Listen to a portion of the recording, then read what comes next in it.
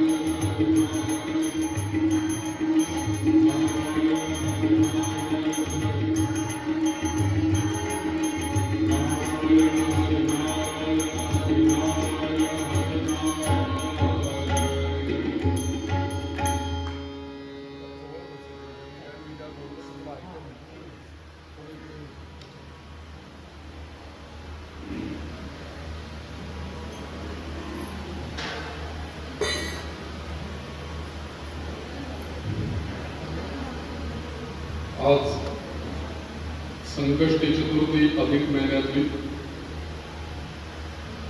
या मंगलमूर्तीच्या पवित्र अशा उपवासाच्या दिवशी त्वं ब्रह्मा त्वं विष्णुस्त्वं रुद्रस्त्वं इंद्रस्त्वं अग्निस्त्वं ब्रह्मा विष्णू महेश रुद्र असं सगळ्यांचं स्वरूप असलेला हा मंगलमूर्ती त्याचा आजचा दिवस. या वाई तीर्थक्षेत्रामध्ये असलेल्या गणपतीला महागणपतीला पहिल्यांदी वंदन आज त्यांनी कृपा करावी. आजच्या आपल्या प्रवचनाकरता श्रोते आणि वक्ते सगळ्यांवरच आणि सर्व कार्य निर्विघ्नपणे आमच्याकडनं पार पडून घ्यावं अशी त्याच्या चरणी प्रार्थना आणि योग्य बुद्धी त्यांनी आपल्याला द्यावी त्या मंगलमूर्तीच्या चरणी प्रार्थना. या वाई तीर्थक्षेत्रामध्ये असलेल्या सगळं देवदेवतांना एक वंदन, एक आवाहन. या स्थानामध्ये असलेले अश्वत्थ रूपी नारायण मागे असलेले सर्व तीर्थ रूपिणी असलेली कृष्णामाई आणि सर्व देवांचे देव असलेले महादेव आणि सर्व जगामधली पवित्र नदी गंगा नदी, या सगळ्यांना अभिवादन करून या सगळ्यांचं सान्निध्य आपल्या या कथेला आहे. या सगळ्या देवदेवतांना नमस्कार आवाहन करतो. या स्थानामध्ये मांडलेले लक्ष्मी नारायण यांना आपण वंदन करूया. तसंच या अधिक महिन्या पुरुषोत्तम मासाच्या निमित्ताने या सभागृहामध्ये विष्णू सहस्रनाम महात्म्य हे श्रवण करायला सर्व उपस्थित बंधू आणि भगिनी, श्रोते जनार्दन, सर्वांच्या हृदयात असलेल्या जनार्दन नावाच्या विष्णूला अभिवादन करतो. माझे सर्व साथीदार अभिवादन करतो आणि आजचं प्रवचन सुरुवात करूया. खरं तर आज मंगलमूर्ती गणपतीचा दिवस आहे, म्हणून गणपतीबद्दल एक दोन काहीतरी बोललं पाहिजे. कारण आज त्याची चतुर्थी आहे आणि आम्ही गणेश उपासक आहोत, त्यामुळे थोडं गणपतीबद्दल सुरुवातीला आपण बोलूया आणि मग विष्णू सहस्रनामाकडे बोलूया. असं आहे की अनेक देवदेवता आपल्याकडे आहेत. या अनेक देवदेवतांमध्ये कोणत्याही देवाची पूजा करायला जरी आपण गेलो तरी त्या देवतेची पूजा करण्याच्या पूर्वी पहिल्या प्रथम अग्रभागी ज्याची पूजा केली जाते तो मंगलमूर्ती गणपती. या गणपतीच्या अनेक आरत्या मी शोधत होतो, कारण मला असे हे होते की आपण एक अशी सीडी तयार करावी, अशी कॅसेट तयार करावी की जी प्ले केल्यानंतर सलग 21 आरत्या त्याच्यामध्ये वाचतील गणपतीच्या आणि नंतर घालून लोकांना बघू. असा माझा एक 15-16 वर्षापूर्वी संकल्प होता आणि मग मी आरत्या शोधायला लागलो गणपतीच्या. 21 म्हणता मला जवळजवळ 150-200 आरत्या मिळाल्या गणपतीच्या आणि सगळ्या मराठी, संस्कृत, हिंदी सगळ्या मिळाल्या. पण या सगळ्या आरत्यांमध्ये मला गणपतीच्या करता बरोबर एक शब्द ठेवलेला आहे, तो समर्थ रामदास स्वामींनी ठेवलेला आहे आणि ती आरती सर्व जगप्रसिद्ध असलेली आपली रोजची आपण म्हणतो ती. त्याच्यामध्ये गणपती बाप्पाचं खरं काय आहे? सुख करता, दुःख हरता, वार्ता विघ्नाची, नुरवी पूर्वी प्रेम कृपा जयाची. साक्षात ज्याचं दर्शन घेतल्यानंतर आम्हाला केवळ आणि केवळ सुखच प्राप्त करून देणारी देवता म्हणजे गणपती बाप्पा आहे. हा सुख शब्द मला या कुठल्याही आरतीमध्ये सापडला नाही.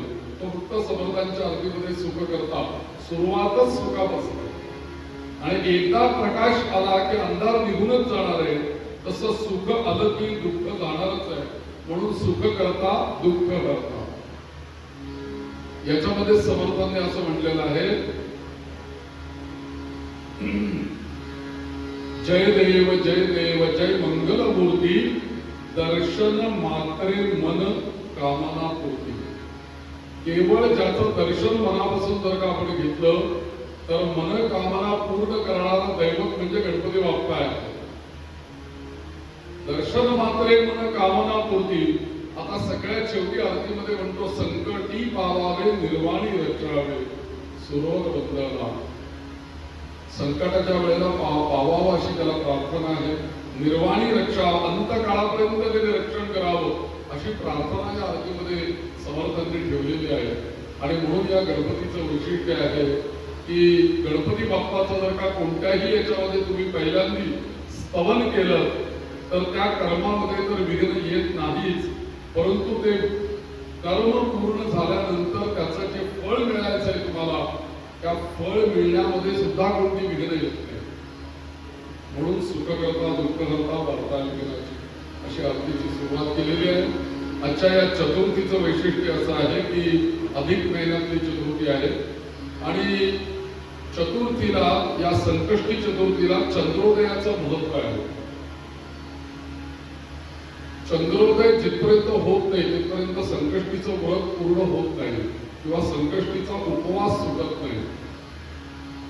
आणि विनायक चतुर्थी जी आहे, जी शुक्ल पक्षामध्ये येते, जी मागच्या पक्षामध्ये येऊन गेली, त्याच्यामध्ये मात्र उपवास असा येतो की एकादशी सारखा, म्हणजे तृतीयेला उपवास सुरू होतो संध्याकाळी, चतुर्थीला पूर्णपणे उपवास करायचा आणि पंचमीला उपवास सोडायचा, अशी विनायकी करायची. आणि संकष्टी चतुर्थी मात्र सूर्योदयापासून चंद्रोदयापर्यंत एवढंच हे व्रत सांगितलेलं आहे. या दोन्ही व्रतांमध्ये ज्याला पारमार्थिक उन्नती करायची आहे, आध्यात्मिक प्रगती करायची आहे, त्यांनी विनायकी चतुर्थीचं व्रत करावं. आणि ज्याला लौकिक कामना सिद्ध करायच्या आहेत, लग्न व्हावं, त्याच्यानंतर काय वास्तू व्हावी, गाडी व्हावी, कर्ज फिटावं वगैरे वगैरे वगैरे, अशा काही कामना असतील आपल्या, तर त्यांनी संकष्टीचा उपवास धरावा. पण संकष्टीचं वैशिष्ट्य असं आहे की चंद्रोदय झाल्याशिवाय या संकष्टीचं व्रत पूर्ण होत नाही.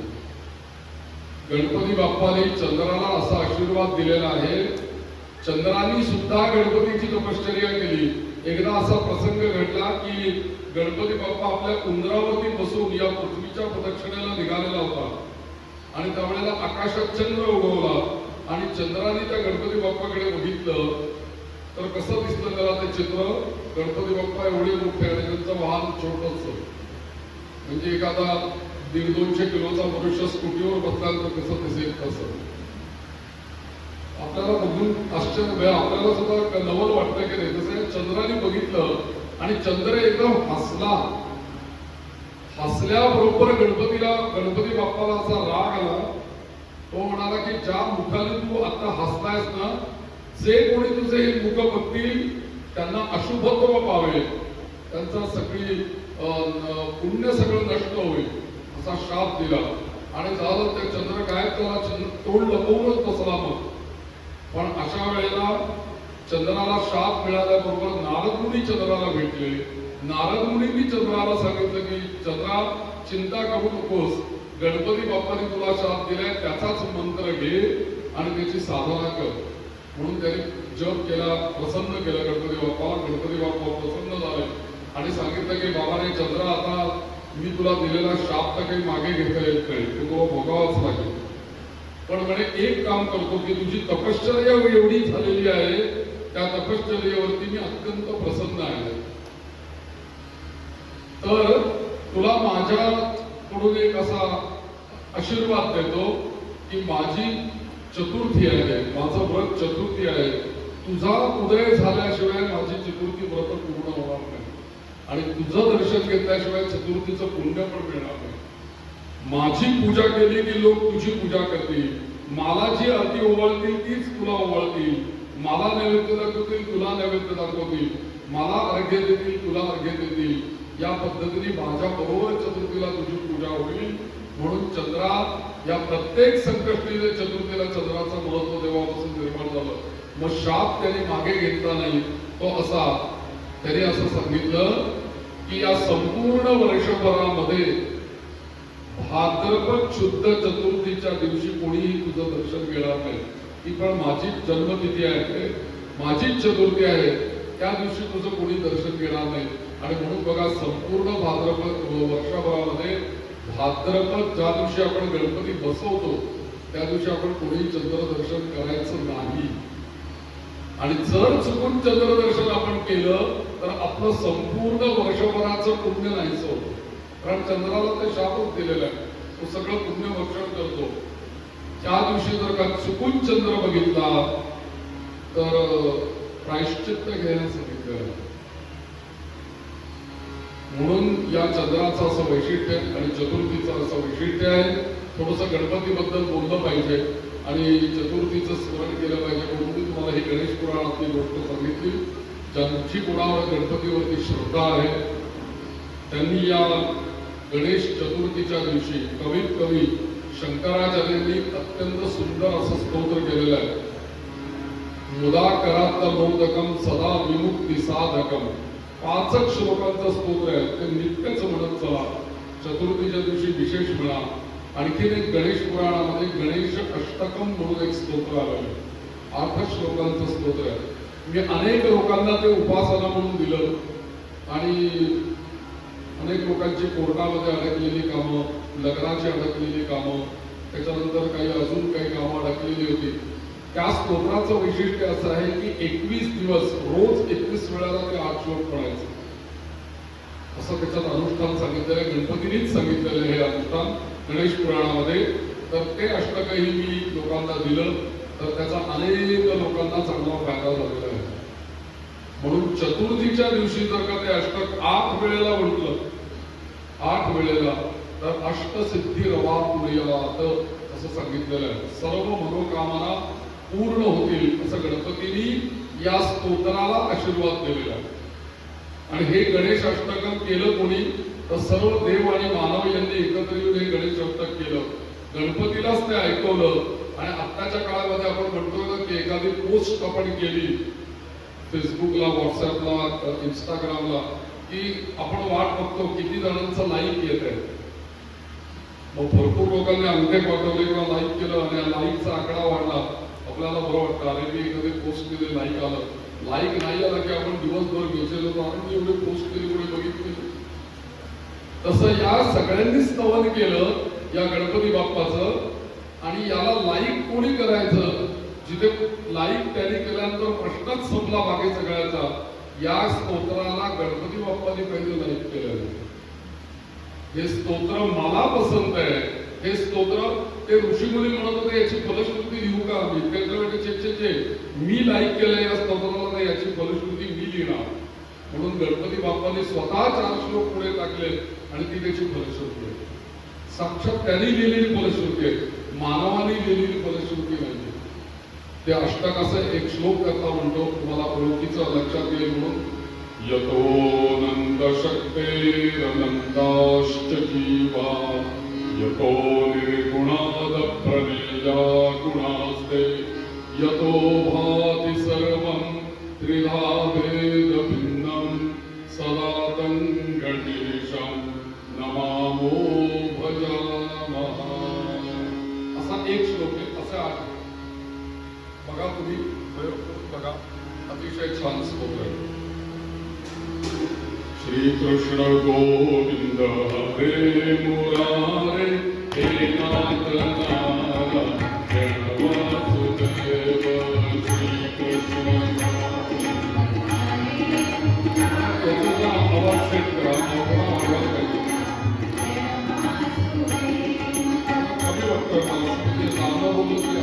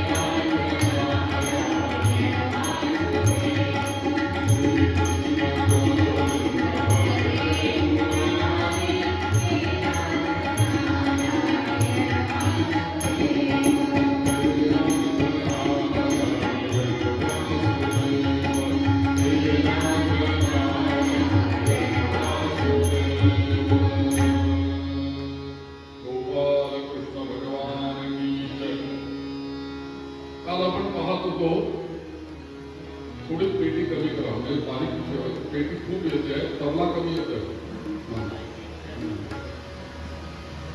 ओम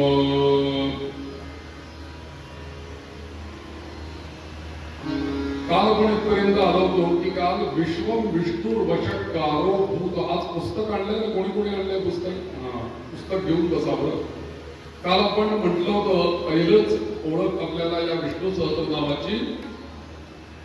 विश्व हे नाव पहिलं आहे, विष्णू हे दुसरं नाव आहे. तिसरं नाव वषट्कार असं नाव आहे.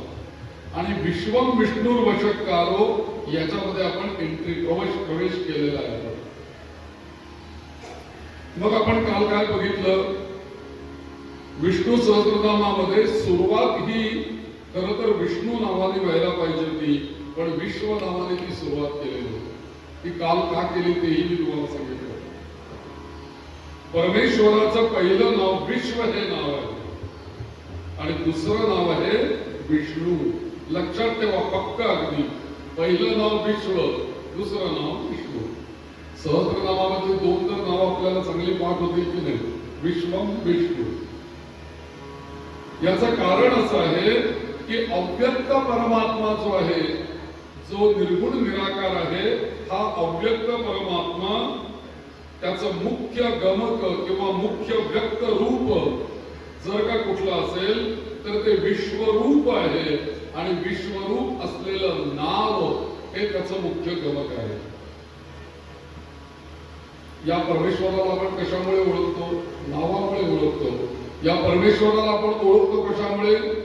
त्याच्या या विश्वरूपामुळे आपण त्याला ओळखतो. आणि म्हणून आपल्या भागवताची सुरुवात सुद्धा जी केलेली आहे ती पहिल्या श्लोकामध्ये जन्माद्यस्य यतोऽन्वयादितरतः श्राते स्वभिन्न स्वराट, भागवतातला पहिला श्लोक. कारण का या जन्माद्यस्य यतः मध्ये सांगितलेलं आहे की हे सगळं ब्रह्मांड जे आहे ते ब्रह्मांड त्यानेच निर्माण केलेलं आहे, त्याच्याच इच्छेमुळे हे निर्माण झालेलं आहे. आणि जसं सोन्याचे अलंकार निर्माण झाल्यानंतर सोनं त्याच्यामध्ये असतंच, पुन्हा अलंकार आम्ही वितळवलं तरी सोनं तसंच राहतं, तसं हे जग निर्माण करण्यापूर्वी तो परमात्मा होता. जग निर्माण झाल्यानंतर त्या ब्रह्मांडामध्ये तो आला. पुन्हा उद्या या जगाचा लय झाला तरी सुद्धा तो परमेश्वर असणारच आहे. म्हणून या परमेश्वराचं जसं नदी मुखे नैव समुद्रम आविशेत, म्हणजे जसं एखाद्या नदीचं मुख आपण बघितलं, नदी बघितली की या नदीवरनं आपल्याला समुद्राचं मुख लक्षात येतं. समुद्र कसा कुठे आहे अंदाज येतो आपल्याला, कारण समुद्राला टेकलेली आहे ना ही नदी. तसंच अव्यक्त हे जे काही विश्व आहे हे कशामुळे आपल्याला समजतं तर त्या नामामुळे समजतं. आणि म्हणून विश्व या नामाने सुरुवात या भीष्माचार्यांनी केलेली आहे. या भीष्माचार्यांची रचना किती सुंदर आहे बघा. तुम्हाला एक उदाहरण देतो, दृष्टांत. आता एखादा असा आपल्या संस्थेचा जर का कार्यक्रम असेल तर बरेच वेळेला आपण फुलांच्या माळा लावतो, सुई दोरा, आणि मग त्या बाहेरून फुलं विकत आणण्यापेक्षा आपले स्वयंसेवक कामाला लागतात. मग टोपलीवर फुलं आपण एक दोघांसमोर नेऊन ठेवतो, सुई दोरा नेऊन देतो, मग एक एक एक फुल लावून त्याच्या माळा तयार करतात आणि मग त्याच्या लावतात सगळीकडे. पण फुलं जर का रंगीबेरंगी असतील, झेंडूची पिवळ्या रंगाची, केशरी रंगाची, वेगळ्या अजून कुठली फुलं असतील, पानं असतील, तो जो हार करणार आहे या हार करणाऱ्याला त्याची बुद्धी अशी वापरावी लागते की आता मी दोन पिवळी फुलं घातली आहेत, मग एक पान घालणार, मग मी केशरी फुलं घालणार, परत दोन पान घालणार. या पद्धतीने तो रचना करत राहतो. म्हणजे टोपलीभर असलेल्या फुलांमध्ये कुठलं फुल पहिलं घालायचं, कुठलं नंतर घालायचं हे तो ठरवतो. आणि हार करताना तो असा विचार होतो की जेव्हा असा हार तयार होतो त्यावेळेला हाराचा गोंडा मध्ये असतो, इकडे जे फुल आहेत तेच इकडे, इकडे जे फुल आहेत तेच इकडे, अशा पद्धतीने तो हार पूर्ण तयार होतो. लक्षात घ्या की या भीष्म पितामहांच्या समोर या ब्रह्मांडामध्ये असलेली अनंत परमेश्वराची नावं होती. अनंत नावं आहेत. ही एवढीच का 1000 नावं? याच्यापेक्षा कितीतरी नावं आहेत त्यांची परमेश्वराची. पण अशी हजारो लाखो नावं त्यांच्या समोर असताना जेव्हा युधिष्ठिराने प्रश्न विचारला त्याचं उत्तर देताना भीष्माचार्यांनी जणू काही या सगळ्या नावांच्या टोपलीमधली 1000 नावं निवडली आणि 1000 नावं निवडून त्याचा एक मोठा हार केला 1000 पुष्पांचा, आणि तो हार भगवान नारायणांच्या गळ्यामध्ये घातला. विष्णू सहस्रनाम. कल्पना करा की आपण जसं चक्कल फुलं होतो, या फुलानंतर हे फुल, या फुलानंतर ते फुल, हे जसं आपण होतो तसं बरोबर रचना करताना विश्वम विष्णुर्वषट्कारो भूतभव्य भवत्प्रभू कशी सायकल केली. ही सायकल कशी, तर बरोबर ते फुल तिथे आम्ही उलटा पालटा जर का केलं तर तुम्हाला म्हणता येणार नाही. बघा ही नावं उलटी पालटी करून बघा, तुम्हाला ते जमणारच नाही. भूतकृत भूतवृद्धावो भूतात्मा भूतभावनः भूतात्मा परमात्मा च मुक्तानां परमागतिः अव्यय पुरुषः साक्षी क्षेत्रज्ञो आणि इतकं ते सहस्रनामाची सुंदर रचना केली. ज्यांना थोडस ताल सूर याचं काही ज्ञान आहे त्यांनी हे विष्णू सहस्रनाम असं सुद्धा म्हणता येतं बरं का. दाखवतो तुम्हाला कसं म्हणता येईल. विश्वं विष्णुर्वषट्कारो भूतभव्य विश्वं विष्णुर्वषट्कारो भूतभव्य भवत्प्रभुः भूतकृत् भूतवृद्धावो भूतात्मा भूतभावनः विश्वं विष्णुर्वषट्कारो भूतभव्य भवत्प्रभुः भूतकृत् भूतवृद्धावो भूतात्मा भूतभावनः भूतात्मा परमात्मा च मुक्तानां परमागतिः भूतात्मा च मुक्तानां परमागतिः अव्यय पुरुषः साक्षी क्षेत्रज्ञो शरणेव च अव्यय पुरुषः साक्षी क्षेत्रज्ञो शरणेव च क्षेत्रज्ञो शरणेव च. छंदोबद्ध विष्णू सहस्रनाम असल्यामुळे बरोबर 32 अक्षर त्याच्यामध्ये असल्यामुळे बरोबर त्या तालामध्ये बसतात. बरं असंही म्हणताना तुम्हाला ते कुठे एवढं वाटत नाही. किती सुंदर रचना केलेली आहे भीष्माचार्यांनी या विष्णू सहस्रनामांची. आणि कल्पना करा की हे भीष्माचार्य अनुशासन पर्वामधलं सुद्धा दान धर्म हे पर्व त्यातला आणखी विषय, त्यातला 141वा अध्याय म्हणजे विष्णू सहस्रनाम. कल्पना करा की सगळं युद्ध संपलेलं आहे महाभारताचं. सगळे कौरव मारले गेलेले आहेत, सगळे मारले गेले, सगळे गुरुजन जे काही होते ते सगळे मारले गेले. फक्त पांडव तिथे शिल्लक आहेत. आणि या पांडवांच्या बरोबर एक महत्वाचा भगवंत श्रीकृष्ण त्यांच्या बरोबर आहे. सगळं झाल्यानंतर भगवान श्रीकृष्णांनी सुद्धा असा विचार केला की आता या युधिष्ठिराला पुढे राज्य करायचंय, तर राज्य कसं करावं, कसं सांभाळावं, कशी नीती असावी, कसा दान धर्म असावा आणि धर्म म्हणजे काय असावा याचं ज्ञान द्यायला या संपूर्ण पृथ्वीतलावरती आता एकच व्यक्ती शिल्लक आहे, ती म्हणजे भीष्म पितामह. म्हणून कल्पना करा तुम्ही, अंगावर आपल्या सुद्धा काटा उभा राहतो, काय ती अवस्था असेल, काय ते चित्र असेल की भीष्म पितामह शरशय्येवरती झोपलेले आहेत, असंख्य बाण शरीरामध्ये लागलेले आहेत आणि आरपार गेलेले आहेत आणि त्याच्यावरती ते झोपलेले कित्येक दिवस पर्यंत. कारण का त्यांना इच्छा मरण होतं भीष्माचार्यांना. आणि इच्छा मरण असल्यामुळे आपल्याकडे शास्त्रामध्ये सांगितलेले की मृत्यू केव्हा यावा, तर त्यांनी सांगितलं उत्तरायणामध्ये मृत्यू यावा, एकादशीच्या दिवशी मृत्यू यावा असं सांगितलं का. एकादशीला मृत्यू जर का आला तर सद्गती सांगितलेली आहे आपल्याकडे. तर यांनी दक्षिणायनामध्ये त्यांना बाण लागले, उत्तरायणाची वाट पाहत ते पडून राहिलेले होते शरशय्यावरती इच्छा मरण. आणि सगळं युद्ध संपलं, सगळं निर्वाह झाली सगळीकडे. तुम्ही कल्पना करा की एवढ्या अक्षुणी सैन्याचं युद्ध झाल्यानंतर तिथे काय परिस्थिती असेल त्या कुरुक्षेत्रावरती. अशा स्थितीमध्ये एका कुठेतरी कोपऱ्यामध्ये हे भीष्माचार्य झोपलेले आहेत. कृष्ण आज्ञा करतात युधिष्ठिराला, बाबा रे तुम्ही सगळे जण मिळून चला आता भीष्माचार्यांना आपण भेटायला जाऊ. आता सगळ्यांना तुम्ही मुक्ती दिली, आता भीष्माचार्यांना आपण भेटून येऊया, त्यांचंही सगळं आपल्याला त्यांनाही मुक्ती द्यायची आहे. म्हणून कृष्ण स्वतः त्या पांडवांना घेऊन भीष्माचार्यांकडे आले आणि ह्या शरशय्येवरती असलेल्या भीष्मांना नमस्कार करून हे पांडव सगळे त्यांच्या चरणाशी बसलेले आहेत. गोपालकृष्ण त्यांच्या समोर उभे आहेत आणि हे सगळे प्रश्नोत्तर चालू आहेत. युधिष्ठिर वेगवेगळे प्रश्न विचारतोय, भीष्म पितामह उत्तर देत आहेत. सगळ्या धर्मांचं ज्ञान त्याला सांगून झालं, आता काहीही शिल्लक राहिलेलं नव्हतं सांगायचं. आणि त्यावेळेला या युधिष्ठिराने जे प्रश्न विचारले, 6च प्रश्न विचारले आणि त्या 6 प्रश्नांचं उत्तर जे दिलेलं आहे ते उत्तर म्हणजे विष्णू सहस्रनाम आहे.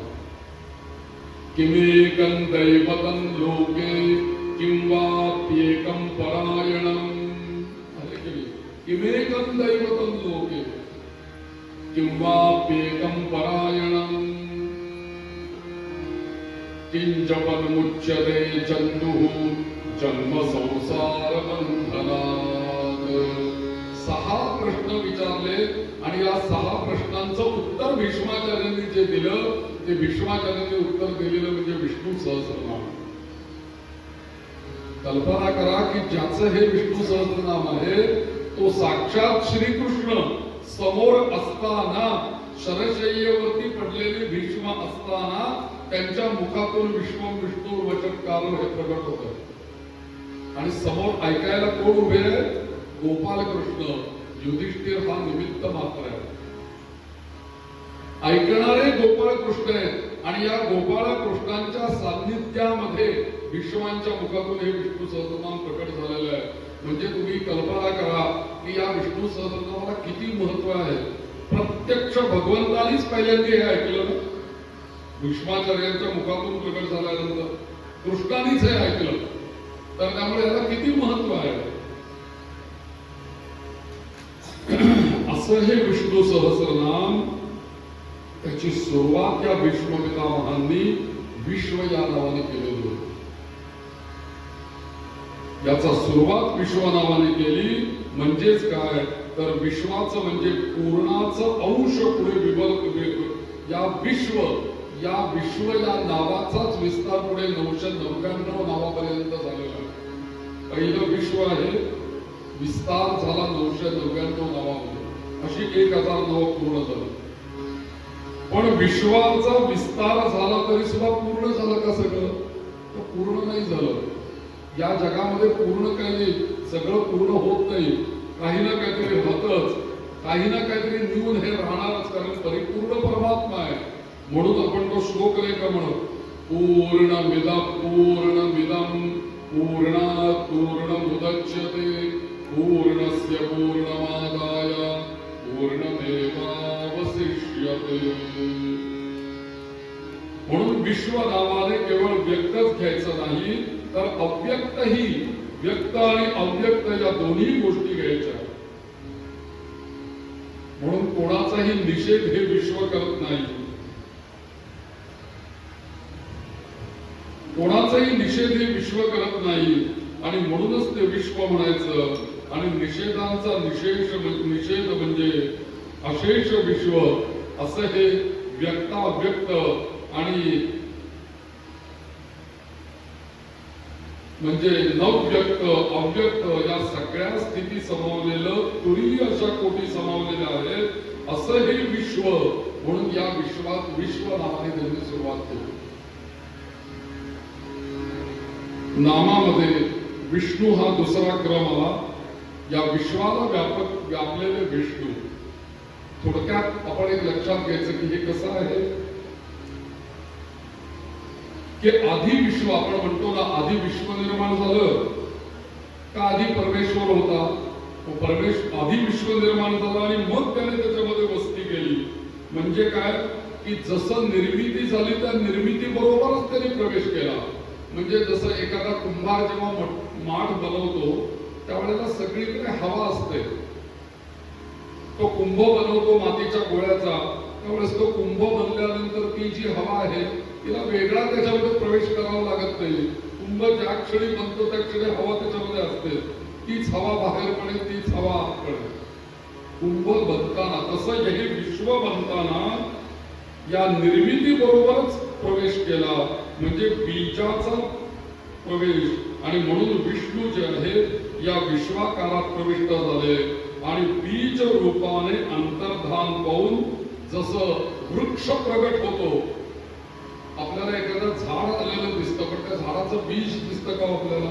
जे पहिल्यांदा रोपण केलेलं होतं, तुळशीचं बी टाकलं आपण जमिनीमध्ये, नंतर आपल्याला तुळसच दिसते, तुळशीचं बी कुठे दिसतं आपल्याला? म्हणून तसं बीज रूपाने तो अंतर्धान पावला. बीज दिसत नाही आपल्याला, पण वृक्ष दिसतो. तसे या संपूर्ण ब्रह्मांडाच्या मुळाशी असलेलं बीज नाही दिसत, ब्रह्मांड आपल्याला दिसतं आणि ते विश्वरूप. आणि म्हणूनच त्या बीज आहे आणि विश्व बीज म्हणून आमच्या तुकाराम महाराजांनी फार सुंदर तो गाणं ठेवलं. आदी बीज एक, आदी बीज एक,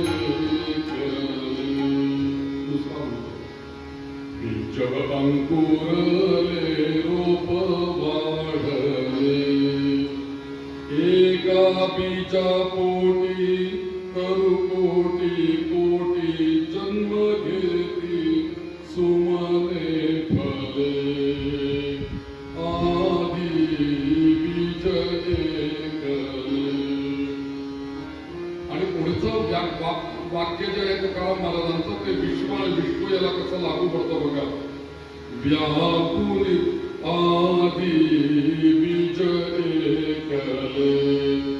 व्यापुनी जगता तुझी अनंता, व्यापुनी जगता तुझी अनंता, बहुविध रूपे घेसी घेसी परिअंती ब्रह्म एकले, आदी बीज एकले, आदी बीज एकले. म्हणून या देवाचे अनंत अवतार झाले. आधी बीज एकले, बीज अंकुरले रोप वाढले, एका बीजा कोटी तरु कोटी कोटी जन्म घेती सुमने फले, आणि व्यापुनी जगता तुझी अनंता, बहुविध रूपे घेसी घेसी परी अंती ब्रह्म एकले. या 1000 नावांमध्ये सगळ्या ब्रह्मांडातली अनेक भगवंताची रूप आपल्या डोळ्यासमोर येतात आणि म्हणून विश्वम विष्णू वशक्कार अशी पदक ठेवलेली आहे. आणि म्हणून काल आपला जो अभंग अर्धवट राहिला होता तो मी आज परत म्हणतो, कारण आता हे आहे बरोबर आपलं, कारण मला तो म्हटल्याशिवाय त्या जगामध्ये तुम्हाला घेऊन जाता येणार नाही. त्या विष्णूंच्या जगामध्ये गेलं पाहिजे. तर विश्व आणि विष्णू ही 2 पद शिवाय एक स्वतंत्र ते वाक्य पण तयार होतं आणि तेच वैष्णवांच्या जीवनाचं जगण्याचं सूत्र आहे. काय सूत्र आहे? विश्वम विष्णू, हेच वैष्णवांचं सूत्र आहे. कारण वैष्णव काय करतात? जगामध्ये सगळीकडे विष्णूला बघतात आणि जेव्हा ते वैष्णव विष्णूचं दर्शन घेतात तेव्हा सगळ्या जगाला विष्णूंमध्ये बघतात. जग म्हणजेच विष्णू आहे. आणि म्हणून तुकाराम महाराजांनी एका अभंगामध्येच ही गोष्ट सांगितली. विष्णुमय जग वैष्णवांचा धर्म, विष्णुमय जग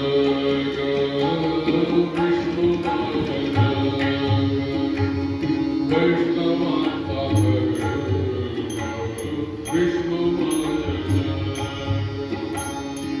वैष्णवांचा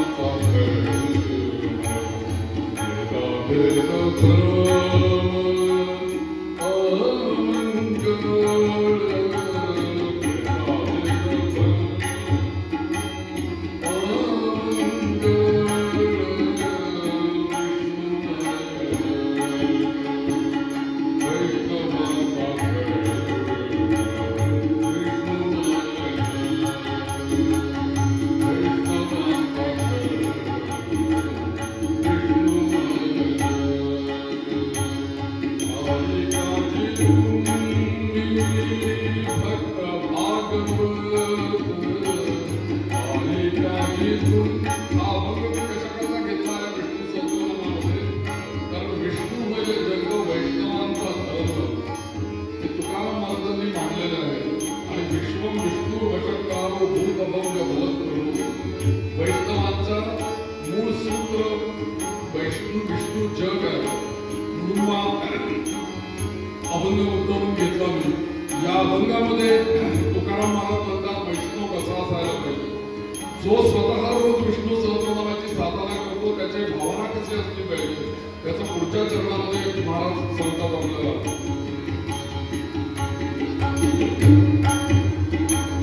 आली काजी तुम्ही भक्त भागवत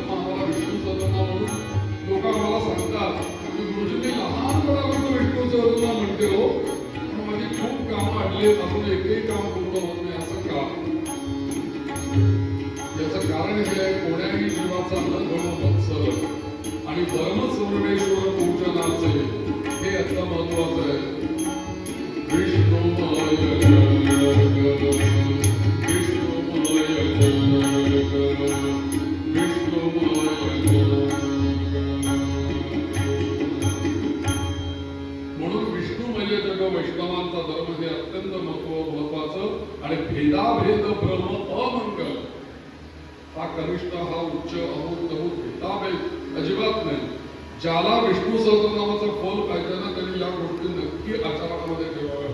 त्याचं आपल्याला फल मिळेल. त्याच्या पुढचं नाव आहे वषट्कार असं नाव आहे. विश्वम विष्णू वषट्कार नाव आहे. विष्णूमय जग ज्याला समजलं ना बरोबर, ज्याला कळलं ना, ज्याला हे कळलं की संपूर्ण ब्रह्मांड म्हणजे विष्णू आहे आणि विष्णूमयच सगळं काही आहे हे ज्याला नक्की पटलं ना त्याचं जीवन कसं होतं वषट्कारासारखं होतं. वषट्कार म्हणजे काय? तर वषट्कार म्हणजे यज्ञ ज्याची वृत्ती ही विष्णुमय जगासारखी झालेली आहे, ज्याची वृत्ती ही विष्णुमय झालेली आहे, त्याचं चालणं, त्याचं बोलणं, त्याचं राहणं या सगळ्या गोष्टी एक प्रकारच्या यज्ञासारख्या होऊन जातात. म्हणून वषट्कार हे यज्ञातलं पद आहे प्रकार.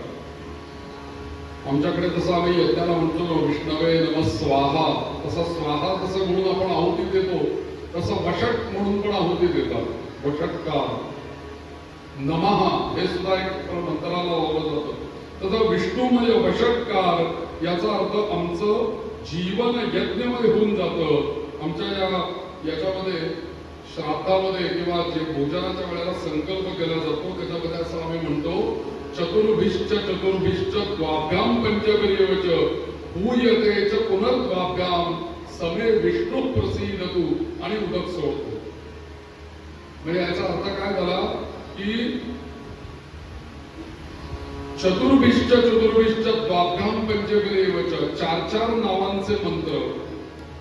चतुर्भिश्च द्वाभ्याम दोन नावाचे मंत्र, पंचभिरेव च 5 नावाचे मंत्र, आणि शिवाय 2 नावाचे मंत्र. अशा मंत्रांनी ज्याला आहुती दिली जाते किंवा स्तवन केले जातं याला काय म्हणायचं? विष्णू असं म्हणायचं. आणि म्हणून वषट्कार म्हणजे हा यज्ञरूपी विष्णू हा त्याचा अर्थ आहे. त्याच्या पुढचं नाव येतं विश्वम विष्णू वषट्कारो. ते आता नाव नक्की समजून घ्या. भूत भव्य भवत प्रभू असं नाव आहे. भूत म्हणजे काय? तर भूत म्हणजे सृष्टीमध्ये जन्माला आलेलं. भव्य म्हणजे काय? जन्माला येणारे ते. आणि भवत म्हणजे काय? या क्षणी जे जन्माला आलेलं आहे ते. थोडक्यात म्हणजे भूत म्हणजे भूतकाळ, भविष्य म्हणजे भविष्यकाळ, आणि भव्य म्हणजे वर्तमान काळ. म्हणजे काल, आज, उद्या. भूत भव्य भवत प्रभू म्हणजे विश्वप्रभू. विश्वामध्ये या तीनहून दुसरं काहीच नाहीये. मग परमेश्वर या विश्वाचा एकमात्र स्वामी आहे. आणि तोच काय करतो? तर उत्पत्ती, स्थिती आणि गती या सर्वाचा समग्र जीवनाचा तो स्वामी आहे. म्हणून त्याचा निर्देश या विश्वाचा समग्र जीवनाचा स्वामी, त्याला काय म्हणायचं? भूत भव्य भवत प्रभू. म्हणजे जो कालही होता, आजही होता, उद्याही आहे. म्हणून तो भूत भव्य भवत प्रभू. या संपूर्ण विष्णू सहस्रनामाची जर का रचना आपण बघितली ना, तर ती इतके शब्द आपल्याला काही वेळेला आकर्षित करून घेतात. अक्षरशः आपलं मन त्याच्यामध्ये आकर्षित होतं. उदाहरणार्थ बघा, तुम्ही म्हणताना गतीने म्हणा भूत भव्य भवत प्रभू, चटकन आपलं मन त्याच्याकडे आकर्षित होतं. किंवा राजिष्णुर भोजनं भोक्ता सहिष्णुर जगतादिजः. राजिष्णुर भोजनं भोक्ता सहिष्णुर जगतादिजः.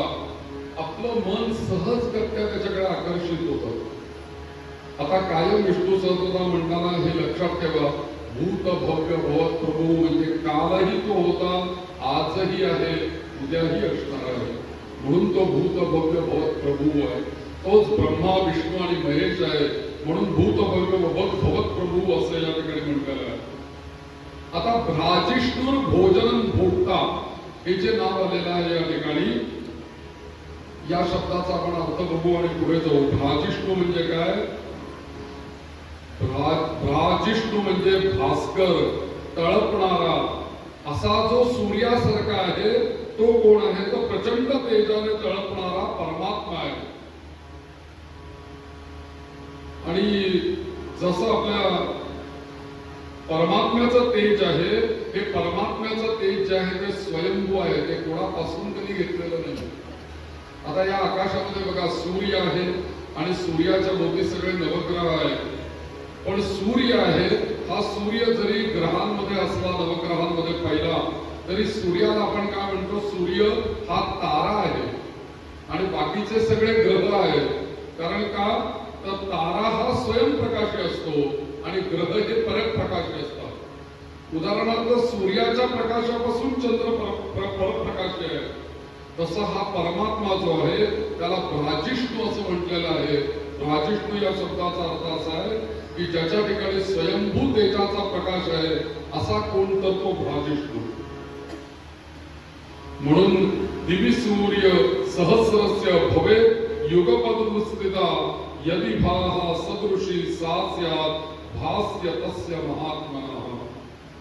सूर्या चंद्रवसो धाता यथा पूर्वम अकल्पयत.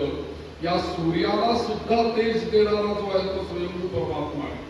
सूर्य कोणाच्या प्रकाशाने प्रकाशतोय? तो त्या नारायणाच्याच प्रकाशाने प्रकाशतोय. आपल्याला एक सूर्य दिसतो. आमच्या वेदामध्ये 12 सूर्य सांगितले. एक सूर्य आणि त्याची मालिका आपण बघतोय. आम्ही मित्राय नमः, रवये नमः, भानवे नमः, खगाय नमः, पुष्टे नमः, हिरण्यगर्भाय नमः. 12 सूर्य. कल्पना करा की असे 12 सूर्य ज्या अर्थी वेदामध्ये सांगितले, त्या अर्थी 12 सूर्य मालिका आहेत की नाही या ब्रह्मांडामध्ये? या 12 सूर्यांच्या अनंत मालिका त्यातले नवग्रह, त्यातली पृथ्वी, ते ब्रह्मांड, आणि आपण भगवंताला म्हणताना काय म्हणतो, अनंत कोटी ब्रह्मांड नायक. मी एकदा असं ऐकलं होतं कुठेतरी की एका टोकापासून दुसऱ्या टोकापर्यंत आकाशगंगेमध्ये एकाच टोकापासून दुसऱ्या टोकापर्यंत जर का एका यानाला प्रवेश करायला सांगितला, प्रवास करायला सांगितला, तर एका टोकापासून दुसऱ्या टोकापर्यंत या आकाशगंगेच्या यानाला जायला 7.5 लाख वर्ष लागतात. एका टोकापासून म्हणजे एका आकाशगंगेमध्ये किती या सूर्यमालिका असतील, किती पृथ्वी असतील, आणि मग आपली पृथ्वी कुठल्या आकाशगंगेमध्ये आहे, आणि या संपूर्ण ग्रहांचा आणि या मालिकाचा विचार केला तर आपल्या पृथ्वीचा आकार किती हो, रव्याच्या कणा इतका तरी आहे का, मोहरीचा कण सुद्धा मोकळा होईल. इतकी बारीक पृथ्वी, त्याच्यावरचा असलेला आशिया खंड, त्याच्यात असलेला भारत, त्याच्यात असलेला महाराष्ट्र, त्याच्यात असलेलं दक्षिण काशी, आणि आपण बसलेलं कुठच्या कुठे आहे बघा, तो कल्पना करा. पण आमच्याकडे काय सांगितलं, पिंडी ते ब्रह्मांडी, ब्रह्मांडी ते पिंडी. अरे तुझ्या शरीरात जे जे आहे ना ते सगळं ब्रह्मांडामध्ये आहे, आणि जे ब्रह्मांडामध्ये आहे ना ते सगळं पिंडामध्ये आहे. कारण या संपूर्ण ब्रह्मांडाचं मॉडेल भगवंताने जे बनवलेलं आहे ते मनुष्य देह बनवलेला आहे. आणि म्हणूनच आपण हा सूर्य काय, चंद्र काय, हे सगळे ग्रह आपल्या शरीरातच आहे. सूर्य आत्मा रूपाने आमच्या शरीरामध्ये राहतो, चंद्र मनाच्या रूपाने आमच्या शरीरामध्ये राहतो, मंगळ हा आपल्या रक्ताच्या रूपाने राहतो, आणि म्हणून त्यांचे परिणाम कुंडलीमध्ये कळतात की हा ग्रह इथे म्हणजे याचं काय आता भविष्य, आणि मग आपण त्याचा जप केला की आपल्याला तो ग्रह प्रसन्न होतो. असं का? याचं कारण तो दुसरी तिसरीकडे कुठे नाही, तो आपल्या शरीरातच आहे. मग कल्पना करा, हा सूर्य हा जो तारा आहे याला सुद्धा प्रकाशमान करणारा कोण आहे, तो अव्यक्त असलेले भगवान विष्णू आदि नारायण आहेत. आणि म्हणून त्यांचं नाव या ठिकाणी दिलं भाजिष्णूर. आणि त्याच्या पुढे आलं सगळ्यांना प्रिय असलेलं नाव. ही नावं म्हणत असताना तुम्ही लक्षात ठेवा, रोज आपण सकाळी संध्याकाळी दिवसातनं 8 वाजता, 12:30 वाजता, 4 वाजता आणि 8 वाजता भगवंताचे हे नाव नक्कीच डोळ्यासमोर येऊ दे. राजिष्णुर भोजनम सांगितलंय ना आपल्याला सगळ्यांनी. 8, 12:30, 4 आणि 7:30, 8 रात्रीचे एवढ्या वेळेला तरी भगवंताची आठवण. राजिष्णुर भोजनम. बरं ठीक आहे, भोजन म्हणजे समोर आपल्या वाढलेली भले भाकरी असू दे, पोळी असू दे, भाजी असू दे, हे जे भोजन आहे ते विष्णूच स्वरूप आहे. बर भोगता जेवणारा कोण आहे? जेवणारा सुद्धा तो नारायणच आहे. वदने कवल घेता नाम घ्या, श्री हरीचे सहज हवन होते. नाम घेता फुगाचे जीवन करी जीवित्वा, अन्न हे पूर्ण ब्रह्म उदर भरण नोहे. साडीचे यज्ञ कर्म. बघा, प्राजिष्णुर भोजनम भोगता. माझ्या समोर जे काही आलेलं आहे, वाढलेलं आहे, ते अन्न शेवटी तो अन्न रूपानेच माझ्या समोर तो विष्णूच आहे. आणि ते अन्न माझ्या समोर मी खातोय म्हणजे माझ्या शरीरामध्ये अहम वैश्वानरो भूत्वा, हा वैश्वानर आमच्या शरीरात आहे ना. प्राणीनाम देहमाश्रितः, सर्व प्राण्यांच्या शरीरामध्ये वैश्वान रूपाने मीच आहे. म्हणून तो वैश्वानर असल्यामुळे योग्य वेळेला आपल्याला भूक लागते. बरं, खाल्लेलं सगळं पचतं, त्या पचलेल्या अन्नाचं रक्तात रूपांतर होतं. हे सगळं काम आपल्या शरीरामध्ये कोण करतो? तर तो विष्णूच करतो, भगवंतच ते काम करतो. म्हणून इथे म्हटलेलं आहे विष्णू सहस्रनामामध्ये राजिष्णुर भोजनम आणि भोगता.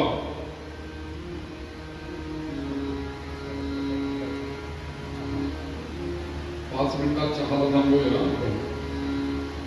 योग्य वेळेला चहा दिला की सगळ्यांनाच बरोबर. काही काही पदार्थ असे की ते त्या वेळेला जर का ते मिळाले तर त्याचा आनंद आहे. त्याचा उशीर गेला तर त्याचा पोहे लगेच डिश मध्ये समोर आले तर ते पोहे, नाहीतर मग नंतर आल्यावर त्याचा काही उपयोग नाही. ते किती जरी वेळेला गरम केले तरी पुन्हा त्याचा काही. तसा चहा हा एकदाच गरम झाला की पहिल्या वापरायचा तसं असो. म्हणून भोजन भोगता, त्या भोजनातला काहीतरी बोललं पाहिजे ना. तर चहा काय, भोजन काय, सगळं त्याची कृपा आहे. पोहे सुद्धा पिवळे असतात, ते पिवळा रंग कोणाचा आहे, विष्णूंचा आहे. त्यामुळे पोह्यामध्ये आपण विष्णूंना बघूया, काय हरकत नाही, तो त्याचाच रंग आहे. राजिष्णुर भोजनम भोक्ता.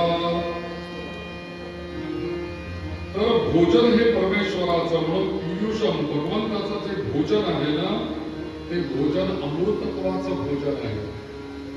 आपण जे अन्न खातो ना, प्रत्येकाने लक्षात ठेवा, प्रत्येकाच्या शरीरामध्ये अमृत आहे बरं का. आपण जे अन्न खातो ना, या अन्नाचं तुम्हाला माहिती आहे सगळ्यांना की रक्त निर्माण होतं आपल्या शरीरामध्ये. अशी काही आपल्या शरीरामध्ये रचना आहे की या अन्नाचं रक्तामध्ये रूपांतर होतं. तसं मांस अस्थिपर्यंत जातं, मज्जा, अस्थि आणि बीज शुक्रापर्यंत ते जातं. त्याच्या 8 भाग आहेत आयुर्वेदाप्रमाणे. तसं आणखीन एक आपल्याला वेदाने सांगितलं की प्रत्येकाच्या शरीरामध्ये अमृत आहे. आणि या आपण अन्न जे खातो, या अन्नातूनच ते आपल्या शरीरात अमृत निर्माण होतं. पण प्रत्येक आपण त्याला किती अन्न खाल्ल्यानंतर किती त्याचा अमृत निर्माण होताचं पर्सेंटेज मात्र खूप जास्त आहे. खूप आपण इनपुट दिल्यानंतर त्यातनं अगदी बिंदू रूपाने अमृत निर्माण होतं. आणि हे अमृत भगवंताने आपल्या शिरामध्ये ठेवलेलं आहे, सहस्रार चक्रामध्ये ठेवलेलं आहे. आणि आपल्या या इथे बरोबर पियुष नावाची ग्रंथी आहे, आपल्या इथे आज्ञाचक्राच्या ठिकाणी.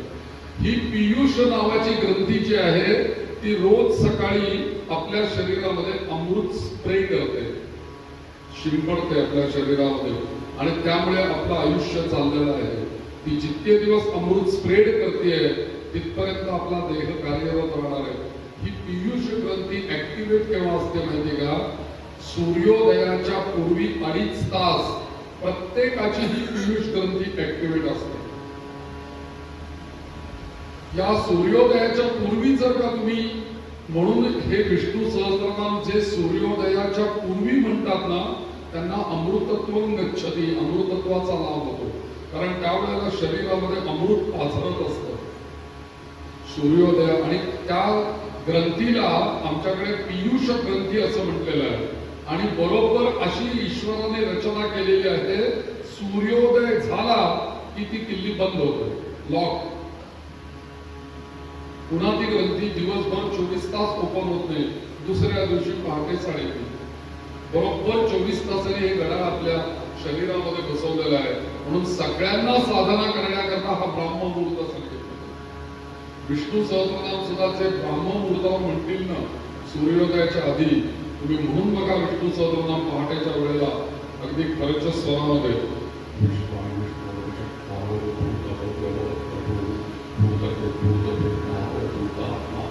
असं म्हणून बघा. सकाळी अक्षरशः इतक्या संवेदना येतात ना अंगामध्ये, अंगामध्ये व्हायब्रेशन्स निर्माण होतात सकाळी.